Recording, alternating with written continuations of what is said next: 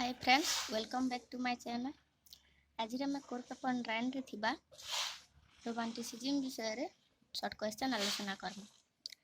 First question काण होचे, romantic शब्द केबे कहा द्वारा प्रथमे व्यवहृत होइतिला? रोमांटिक शब्द प्रथमे 1797 साल रे फ्रेडरिक स्केलगन को द्वारा व्यवहृत होइतिला। 2 नंबर क्वेश्चन होचे, परवर्ती काल रे रोमांटिक शब्द केउं अर्थ रे व्यवहृत होइछे? तार आंसर होचे चित्ताकर्षक, निस्वार्थपर, प्राचुर्य भरा, आलंकारिक, अवास्तव भली विभिन्न अर्थवाचक हेबाकु लागिला। किंतु ए सबुर शब्द रोमांटिक शब्दर सामूहिक अर्थ केतक नहंती।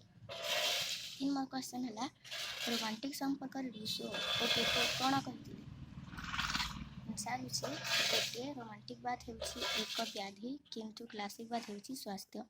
एटा गेटे कहिसन। रूसो काणे कहिसन प्रकृति को प्रत्यावर्तन ही रोमांटिक चेतनार मूल लक्ष्य बोली रूसो कहती। तो 4 नंबर क्वेश्चन होचे, ब्यूप्स एवं कोटेनेट रोमांटिक को किपरि ग्रहण करछंती? तार आंसर होचे एही व्यक्तिद्वय रोमांटिक को ऐक्यहीन नाटकर परिभाषिक शब्द रूपे ग्रहण करने आरंभ कर देथिले।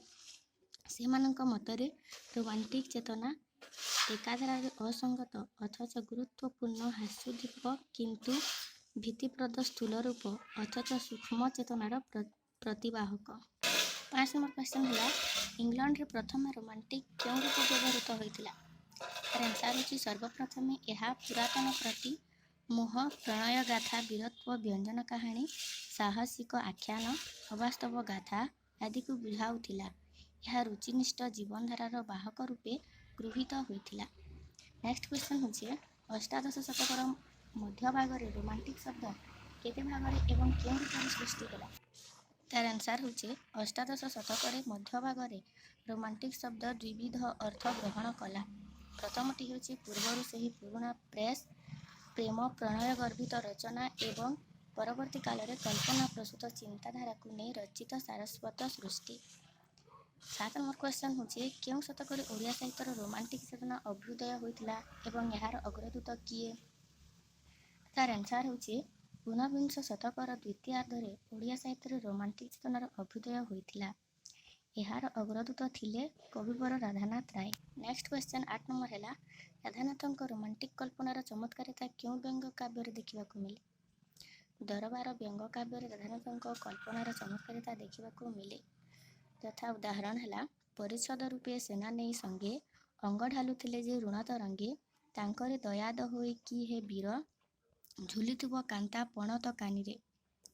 दरबार अच्छे।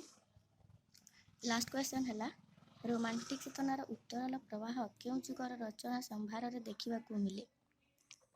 तार आंसर है ओडिया साहित्य रोमांटिक कवितार उत्तरल प्रवाह तथा इंग्राजी रोमांटिक धारा महिमामय परिप्रकाश घटी सबुज साहित्य रचना संभार पर। Thanks for watching friends.